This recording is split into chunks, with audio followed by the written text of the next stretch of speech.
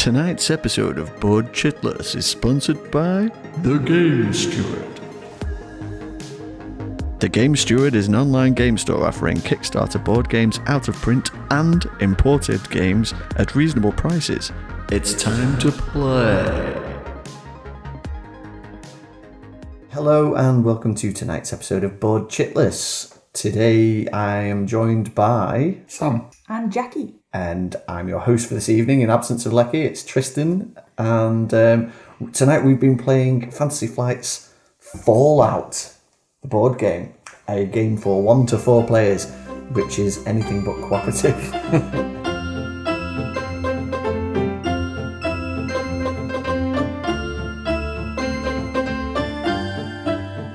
Fallout. It's a game picked up very recently. I had a quick run through of the solo rules today to try and digest the rules, and I was really excited by what I saw. It was all exploration, fighting super mutants and rad roaches and things like that.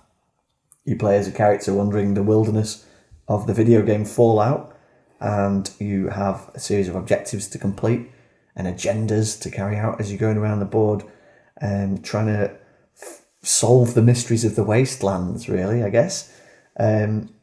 You start out with very little. You have a character board with a bunch of special abilities, hit points, a radiation monitor to see how irradiated you are by the nuclear fallout in the wasteland, and quite a cool little sort of experience monitor where you collect the letters that spell out special, so that's strength, perception, endurance, charisma, intelligence, agility, and luck, which are the characteristics from Fallout, from the video game. And it's got quite a cool leveling system how you sort of develop those skills. But let's zoom out a little bit and talk about the experiences of the game as a whole. What did you think, guys? I really liked it, actually. I'm a big Fallout fan, as it is anyway. And it's just like the game. But, you know, as a board game, it does it really well. It's something that you would think wouldn't work, but they've managed to really capture it. It's based mostly, I think, around Fallout 4. A lot of the locations you recognise, like the Super Duper Mart and Diamond City. Red Rocket Station. The Red Rocket Station, yeah. So, you know, we instantaneously, you know, it's Fallout, especially the graphics as well. On I don't know what this is, like a board for your character. Yeah, that's the one, that's the word I'm looking for. You know, it's just like your Pip-Boy. And they've done a really good job, I think. Yeah. What did you think, Sam? You've played Fallout, haven't you, the video game? I've played Fallout, but I fell out with it. Oh, dear. Sorry. Those sorts of games, Fallout, Skyrim, I know it's got a massive fan base, but I lose patience with walking hours and hours across the screen. You're not a fan of picking up and delivering things?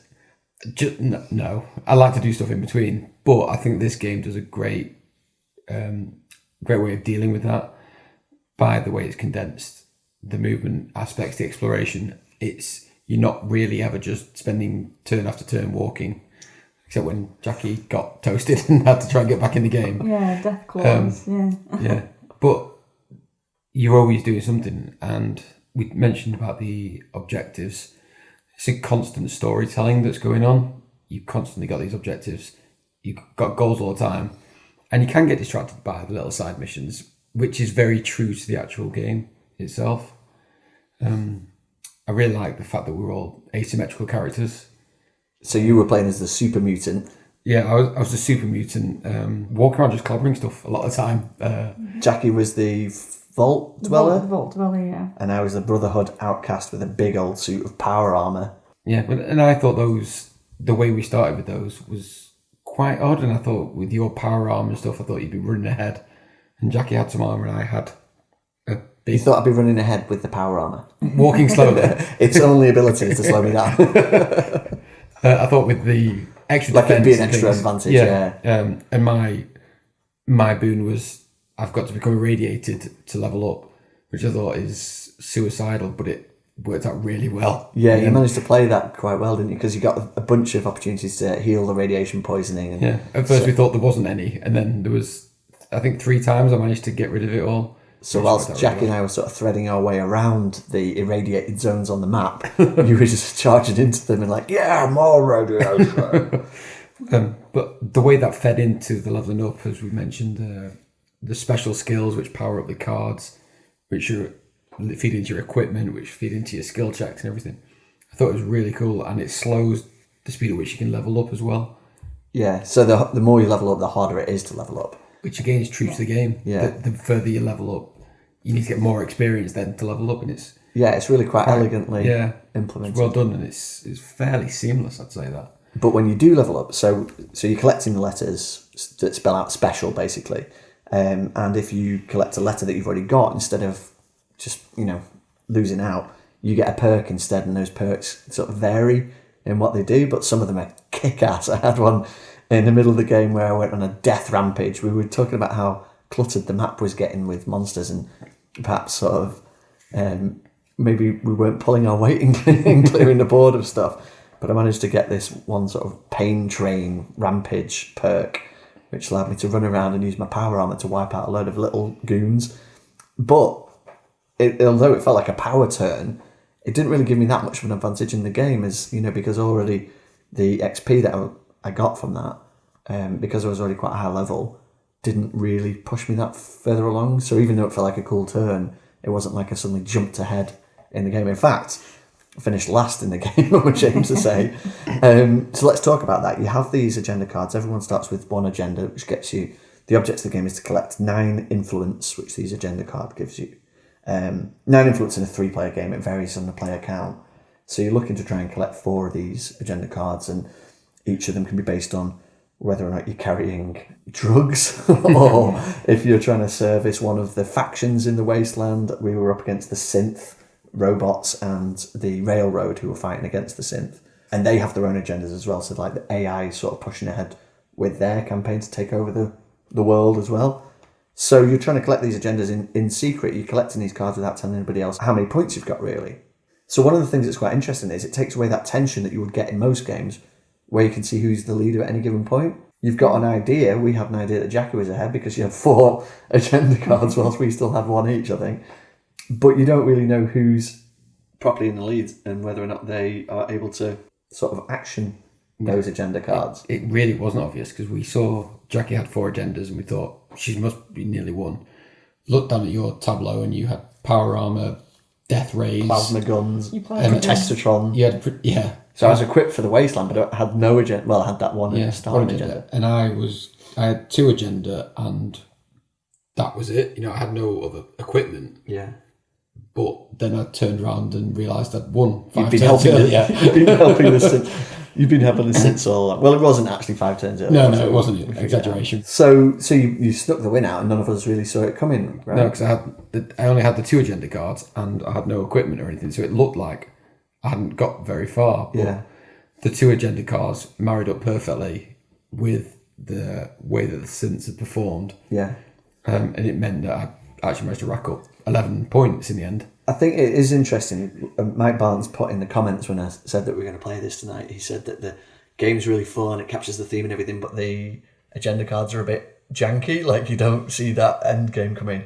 And I think that's very much the case. I'm not sure at this stage, after just one play, whether or not that's a good thing or it's just unusual. We're not used to that sort of game. I feel at the minute the ending was a bit abrupt. There's a lot of games have an abrupt ending. Yeah. This felt disjointed and I didn't realise I'd won straight away. Yeah. But I feel like with a few more plays, you can pick up on where you think the winning is. You'd have a sense of it, wouldn't you? Like we started to get a sense of it. It was just that the way it turned out was just slightly different. So you can get an idea, but you can never be certain, which I think adds an element of, you're rushing, you're constantly trying to push for the win sooner. So Yeah, and I think it can influence how you play. the synths as well, in this particular game, the way it played out, had their own agenda that they nearly won. They nearly clinched the win themselves, and they actually put into effect a particular plot that I'm not going to give away, which meant that in 2 more turns, if we carried on playing, it would have been game over anyway, and that the game would have won and we would have all lost. So you definitely have like a definite timer going on in the background that you're racing against as well as each other. But yeah, the way that the story develops is interesting too. So you go around the map, you have these encounters and stuff, and it generates these narratives, and the narratives are interlinked based on the decisions that you make. So if you help someone out, they'll come back, and the way that the cards work is you feed new cards based on that narrative into the evolving encounter deck. So Jackie, you got caught up in the quest of like Olivia and Margaret and these NPCs from the game. Yeah, yeah. What did you think about how that was implemented? It was good. Like finding, I found Margaret's dead husband or brother, I think it was. And you had the choice to tell her about him. I had the choice to tell her, or I could have just left it. And I thought, well, I'll see this through, and sort of ended up going right across the map. Found her, and then I think she gave me quite a good reward. It was, I think I already had 3 agendas. She gave me another. Unfortunately, all my agendas were rubbish, so they were all the same. So, I wasn't really following the agenda thing. I was just like, I'll just see how this plays out. And I did a lot of the main quests. I think I took about 5 main quests or something. I was really ignoring the side quests, which is just basically an encounter in town. It reminded me a lot, I think I mentioned it, of Arkham Horror, the gameplay, whereas you can have an encounter in town or you can do something else, and the way the monsters move as well. So it felt familiar as well. You can tell it's Fantasy Flight straight off the bat, just by looking at the cards as well. Yeah. The quality of tiny everything. cards. Tiny cards, the quality of the components, even the miniatures. They don't really do miniatures that well, I have to say. Not a fan of these. You're the expert. I defer to your experience on this, being the professional miniatures painter. Well, Fantasy Flight, Mansions of Madness, etc., they're not the greatest, but these ones... They're instantly recognisable, aren't they? They are. You've got the big, giant super mutant, the guy in the power armour, Yeah, the Vault Dweller. As soon as you look at them, you know who they are, Yeah. basically. They're different enough as well. There's no confusion between them. Yeah. Yeah, exactly. They could quite easily have been standees, couldn't they, really? I don't think we would have lost anything if they weren't plastic. No, exactly. Yeah, they could have just had the traditional Fantasy Flight style... Eldritch Horror, Arkham Horror standees, yeah. But the fact they've got miniatures is a nice touch, because they've definitely changed something about the miniatures, because since, I think, the more recent Star Wars games, they've been much higher quality, so... A lot sturdier as well, and they don't give as much. They're not as bendy as they used to be. So they definitely have upped the game there as well. So overall, the whole game, I really enjoyed it. It really captures the theme.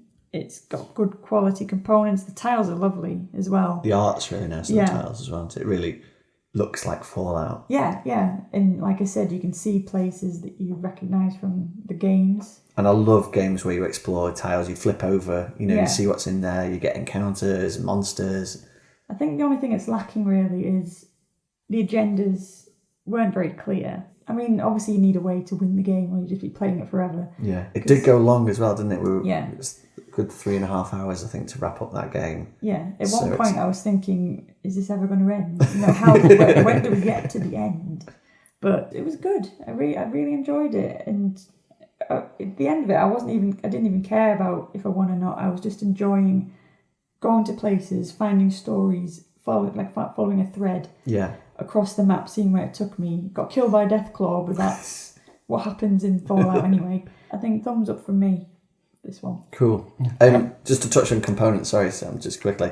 The character boards are an absolute bloody nightmare to put together. The plastic clips that keep the 2 separate pieces of card together. I don't know if anybody else had this experience, but as you slotting them in, they bend the cardboard and they have to make a snapping sound. And I think they look okay now, but putting them together was awful. I was like, it's Fantasy Flight. These will just fit together really snugly and beautifully. And I was like faffing with them for about 25 minutes, trying not to rip anything and bend the cardboard. But it's quite a nice effect. You've got it's a bit like the character boards in Scythe, where you put the wood into the indented slots. Yeah. And here it's like plastic pegs that you move along for your health and experience and stuff. Yeah. And they're quite nice once they're all together, but yeah, assembling those, be careful. Yeah, yeah. It makes me actually want to go and play Fallout now again. Yeah, I'm going to reinstall it and finish it off. For the 5th time. Yeah. Yeah, what do you think, so? I liked it. I was just going to sort of emphasise the point you made about these stories and stuff, because the way that the cards came out, the more you revealed of the world, and the more quests that you completed, the more it became apparent that you could do. And towards that end game, when I really started to enjoy the story, was when I was hiding out in the vaults. Yeah, which the vaults. In the early game, they weren't a thing. There was no encounters there or anything. But towards the end, from the way the story developed and what was revealed, I was then able to go and explore the vaults. Yeah. And there was 2 separate vaults and go meeting the people in the vaults, which it was like a side mission, but it was giving me quite a lot of boons. I mean, at one stage I gained 6 radiation instantly, 8 radiation. Which to you was just masses of XP. Yeah, so I just leveled up loads and used that experience to get rid of all of the radiation I'd built up. So, it worked out really well. But it was cool how like your story path generated these vault encounters. They were like the final showdown for you almost. That's why it felt like an end game, you know, like going into those vaults, because it was just separate from the rest of it, but it was like, this is where I wanted to be and what I wanted to do. And meeting the people in there and trying to save them it felt like I was getting somewhere, in the story as well as the actual game. Yeah. And I really liked that. They weren't a thing to start with, we didn't even know we were going to encounter them or what have you. And they had nothing really to do with the whole main story, which is, this the Institute versus the Railroad, basically, is what it is. So just like in Fallout, there's a lot of side quests going on simultaneously. Yeah. So you go off and explore, at the end of it, I think we actually sort of lost interest with the whole synths thing and just wanted to go off and look in vaults, like what you do in the game. So I think it needed bulking out a little bit. The main story is there, obviously, from the game, but there wasn't enough emphasis on what else you could find, because it felt like, I've got to finish this game. We've been doing it for 3 hours now. We've got to get to the end, but I would have liked to have gone out more and seen what else was around. I think that just adds to the replayability though, doesn't it? Yeah, it does. Like we could play this again and... This was just one scenario as well. Yeah. I mean, if you replayed this scenario, I reckon you'd get very different narrative experiences. The map would play out different as well, yeah. Yeah. But you choose to do a different thing, like the story where you were going helping out that Margaret. Yeah. That started from... We met someone called Olivia, who you could have the choice to go and like rescue them. Spoilers! Yeah, well... You had a choice of what you could do. Yeah. And I went down the more horrible route with that one. But it spat out a slightly different storyline than would have otherwise and again, encountered. With the whole horrible thing, that could be a buff for you as well, because if you become vilified, some followers prefer that. Companions, and they give you boons, as it were. They help you out more. Or if you're idolised... they'll help you out more. You can get the paladins on board. So so again, like in Fallout, I think it's your karma that was in the games, wasn't it? So depending on if you're a nice person or not, that changes the course of the game a little bit as well. At least personally, it's not really because you're not playing against each other, but it's not co-op either. You're just sort of playing a parallel play sort of thing, doing your own thing. I had CODs which could mean I could trade with people. But, they might not want to. No, there was nothing to trade. I just fed Tristan to the super mutant, like, raver or whatever he was. Yeah, but I was going to say there's very little player interaction except for that one moment where you managed to play a card that shoved me into a fight with a super mutant that trounced me. Yeah. But other than that, we were very much going off and exploring our own things. I guess because we're exploring the same map, it brings in monsters that are going to attack each other and stuff, and you're populating the world more quickly. But in terms of like interacting directly with each other, it's very much sort of the classic adventure games type thing where we're all going off and doing our own thing. But I didn't mind that too much. I felt like I was very much caught up in the narrative of it all. And in terms of how they've managed to streamline the video game experience down into the game, I think is really clever. Like the traits, keywords and things like you were saying about being vilified and idolised and what extra abilities that lets you give. They've pared down the equipment down so you can have one piece of clothing, apparel, one weapon, one follower, and 3 bits of junk or items and stuff in your backpack. And it just means you're managing your inventory quite easily. You don't get like the Eldritch Horror, Arkham Horror type situation where you look down at your character, you've got 50 things that you're trying to calculate. Well, if they were following Fallout properly, you would have... You would be able to carry as much as you want. Things, yeah, exactly. You'd have a backpack full of broomsticks. 60 guns and things like that. Yeah. I think they've managed to up the player count really well as well. So it's not just taking the game, because that was basically a single player story. But by making it multiplayer, it's worked really well. There wasn't much interaction, but that interaction to me came a lot as through the form of a race. Yeah. So when you get these choices to make through the stories, you'd often be in 2 different locations. So it'd be racing to get to one of them, and whoever gets there first can complete that part of the story and spin it off in a different direction. That's right, and there were very definite places to go to for especially the final quests were definitely more of a race because you knew those agenda cards were running low, so you combating against each other to sort of grab them before everybody else. Well, yeah, and there was some times where you'd reveal it and it was the other side of the map, right next to where the other 2 players were. Yeah. You're like, well, I can't get there before them, so Yeah. you kind of have to then change your tactic and on the fly. Yeah. I must say as well, as a fan of the video games, it's brilliant to see all of the familiar faces like Codsworth and people like that turning up in the companion supply, and all of the enemies. You know, you flip over a little critter enemy and you've got the mole rats and the rad scorpions. Yeah. And then later on in the game, in the more dangerous areas, you've got the death claws, which you know are going to be a big battle. And you've got super mutants charging into cities and stuff. It really does, it stages these cool sort of narrative situations. And I'm really a fan of A, how they've distilled all of the radaways and stim packs and everything down into the game. And B, really impressed with the narrative decks, which are like 160 cards with a story that you experience, choices on that story, and then branching paths. And this is something I've been a massive fan of, like the idea of going way back to like the Lord of the Rings, the card game. I thought it would be a cool thing for them to introduce is you make a decision, it has an impact, and you go on to another location based on the decision that you've made, and they've finally done it, and they've gone crazy with it. So every single one of these cards triggers another set of circumstances, another adventure, and brings in another deck. Yeah, brings in another deck, like the vault decks and stuff. And they'll probably do some expansions, likely. Yeah. Because it is Fantasy Flight. So and if they did, you'd never see some of these card combinations. Because there's so many. And so that gets me really excited, looking at 160 cards with loads of text on, loads of information, loads of options that give you different encounters and that. Fantasy fighting fantasy. Like, the books, but done through story attached to a game. No, it is. It's choose your own adventure type thing. It's brilliant, and because you're reading them to each other, and you give the next player a decision to make, you can't help but get embroiled in the narrative. You know, and it's that's really cool. I love that as a direction. Definitely. I also quite like with those that you can, in almost every situation, you can choose whichever you want, but by the way you've leveled up, the skills you've acquired or the letters you've acquired, however you want to look at it, that can give you advantages to choose some of the routes over others. So it's done by a simple roll of the dice, but the skills allow you to re-roll. That's right, the dice system is very clear and simple. Roll Very 3 simple. dice, you're looking for a number of pips to hit, and that's, you'll have a skill check, you need 3 pips, say, for the skill check. But if it's a luck or a perception test, and you've got luck or perception, each stat that you have that influences the test gives you a reroll. So you just reroll as many dice as you like until you get that number.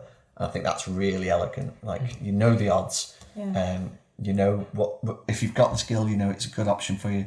If you don't have the skill, you know it's a complete gamble. But you can still go for it. You still roll 3 dice. Yeah. You just don't get to reroll. So And it's it the same doesn't with the eliminate fights. that.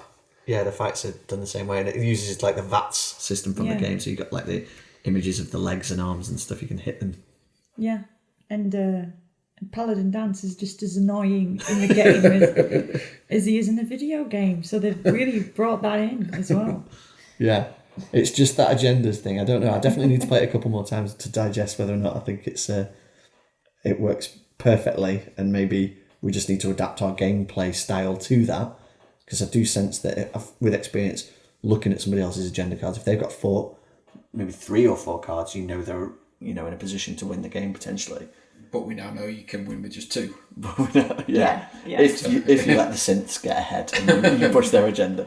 So that's something else to look out for. You'd be playing that as an experienced player. You'd go, okay, he's pushing the synth agenda. I've got to push the railroad agenda to combat that. So that's something I wouldn't have even thought of doing. But yeah, very excited. Summary opinions? I recommend it. It's nicely done, and I can only look forward really to what they're going to do with it. If they decide to release any more expansions to add to the deck.